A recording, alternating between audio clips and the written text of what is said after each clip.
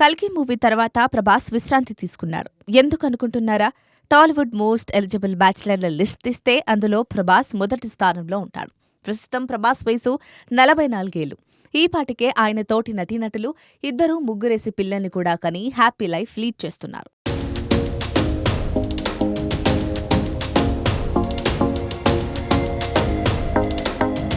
కానీ ప్రభాస్ మాత్రం పెళ్లి ఊసే ఎత్తడం లేదు.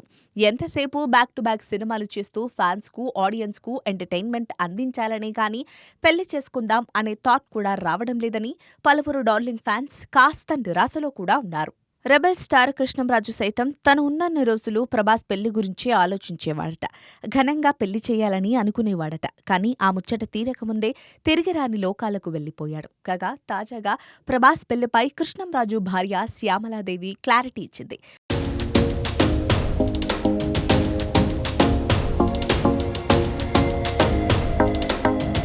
మంచితనం మనిషిని ఏ స్థాయికి తీసుకెళ్తుందో కల్కితో రుజువైందని ప్రభాస్ పెద్దమ్మ శ్యామలాదేవి తెలిపింది. బాహుబలి సినిమా తర్వాత ప్రభాస్కు హిట్టు ఉంటదని కొందరన్నారని, కానీ వారి అంచనాలను తలకిందులు చేస్తూ ప్రభాస్ హిట్లు కొట్టాడని తెలిపింది. పెళ్లి విషయంలోనూ అంతే.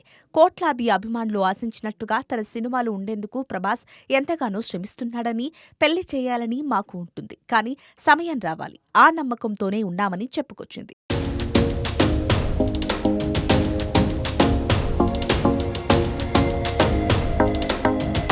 అంతేకాకుండా అన్ని విషయాలు పైనుంచి కృష్ణంరాజు చూసుకుంటారు. ఇప్పటివరకు ఆయన ఆశించినవన్నీ జరిగాయి.